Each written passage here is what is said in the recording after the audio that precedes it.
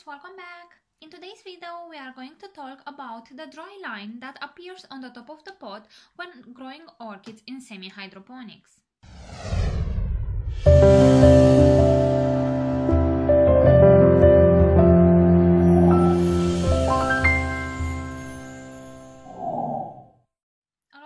Subscribers are new to semi-hydroponics and they are very concerned when the top of the medium appears to be dry while the rest of the medium is nice and moist.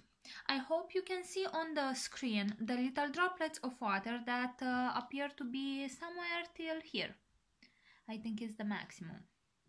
Let me assure you that the appearance of a dry line is perfectly normal. There will always be something of a gradient in moisture from the bottom to the top, unless you are growing in 100% relative humidity, which is not really healthy for your plants. Actually, growing orchids on over 80% humidity will cause major mold activity and a lot of fungal diseases. So whenever you are growing an orchid in higher humidity, you need to make sure you have proper ventilation. Okay, so I will try to explain as simple as I can, but there will be a little bit of technical terminology here. In an orchid pot, we are dealing with two dynamic and competing processes: the evaporation rate, trying to remove the water from the system, and the capillary action, trying to move the water up from the reservoir to replenish water that is lost. The evaporation rate is controlled primarily by an ambient temperature and relative humidity. Right now in my room we have 65% humidity and 21.2 Celsius, so I have pretty high humidity and my orchids are doing quite good in that.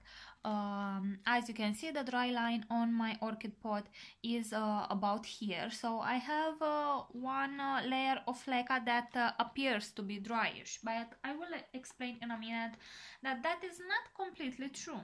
For the sake of this discussion, we will assume that the temperature is constant throughout the pot. Based upon that alone, the evaporation rate from each leca pellet should be identical, but is not. The pellets that are very down within the body of the pot are surrounded by other pellets that keeps the localized relative humidity very high, probably very close to 100% right after you water it. Right now on this pot, the reservoir is kind of empty, so I wanted to show to you a little bit the root tips that they are very large and green and healthy, and they are reaching towards the more humid levels. They are not really growing into the air. Another example, this is my Alliacerata hidden dancer. If you remember, we have repotted this orchid together a few days ago when I did that video about algae, and here I still have about 2 centimeters of water on the bottom of the pot. I hope my camera is fully focused, and you can see that again I have only one layer of leca. It has been 1 week since we have repotted it, and I already see green root tips starting to swallow the pot. So the roots appreciate this new aeration that I have provided by placing the orchid into more big and rounded, perfectly rounded leca beads. The pebbles that are at the top surface are not fully surrounded, so they have air at a lower relative humidity into which water can evaporate more freely. The evaporation rate at the top, therefore, is significantly greater than elsewhere in the pot. We will have a pot always that has this reservoir. Here we have 100% water, let's say, and then throughout its height the relative humidity will be lower and lower. The wicking rate of the medium is fixed, but is also affected by specific characteristics of the pellets, and those are absorption capacity, absorption and release efficiency, porosity size, shape, density and distribution. You can see the pellets are quite porous and they are perfectly round. This is what you want to look for. The surface texture, the particle size, shape and uniformity. These characteristics will vary from brand to brand, but for any given product it is constant. It does not change with the conditions. I had a lot of experience with using different types of pellets, and I will recommend to you the best brands that I have found on the market. Not all of them wick the water in the same way, and not all of them are good. As I said, you really want to have perfectly round pellets. That fixed wicking rate does not necessarily mean that the transfer of water from bottom to the top is constant. Consider that a pellet, like a sponge, wants to hold onto the liquid it absorbs. In essence, a pellet wants to become 100% full of water before it will pass on the adjacent pellet. Fortunately, they take time to do so, and the surface tension can be an opposite force. The visible drop of water held between the medium and the pot wall is an indicator of that, so some of the water will be passed on before the pellet is fully saturated. As a very simple example, let's say that 90% of the liquid can be passed on to the adjacent pellet while it is continuing to absorb. The pellets right above the reservoir have a vast reservoir of liquid to work with, so rapidly they will pass some onto the next layer. The next layer, however, is only getting 90% of the water the layer below did, so it will fill up more slowly.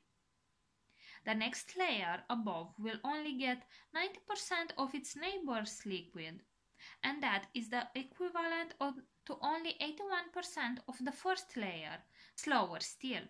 In this simplified straight line example, the rate at which each layer becomes saturated would vary with the distance above the reservoir. Like you see on this pot, we start with 100% water, and as we move up, we can see that the moisture is getting lower and lower. Eventually, all the pellets would be saturated, but for those at the top, it might be a long time coming. In reality, partially due to the fact that the pellets are in contact with many others, the rate is fairly quick.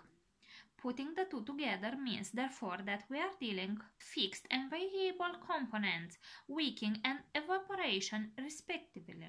Because of that, you may actually see the dry line move up and down seasonally in response to a weather change or something else that affects the local environment. There are other factors that play a role in this as well. Increasing air movement and light level, which can heat up the top surface, will also accelerate the evaporation rate. You will probably see differences based upon the pots you use, as if you have a normal cup like I have here, and I placed the reservoir quite high.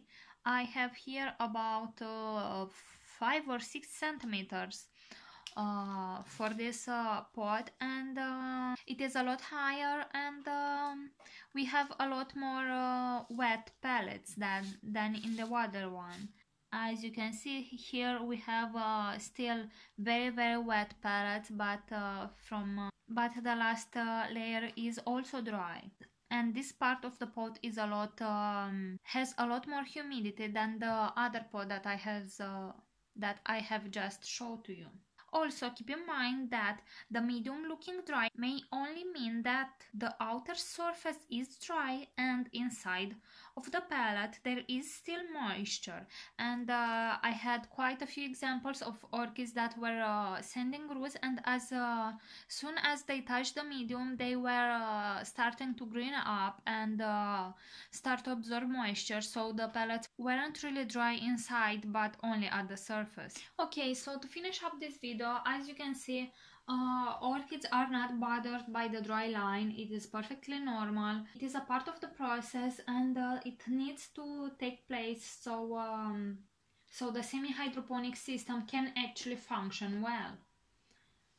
I hope now you know a little bit more about why is the dry line actually there, and I hope now you won't be any more scared, because as I said, it is perfectly normal. And another thing that can happen, I hope you can see this thing on the screen. I have a little bit of salt buildup on the first pebble, and this is because the pebble dried up a lot faster on the top, but this will eventually flush off. It is not very stiff actually. You can just take it out with your finger. It's just a little bit of powder.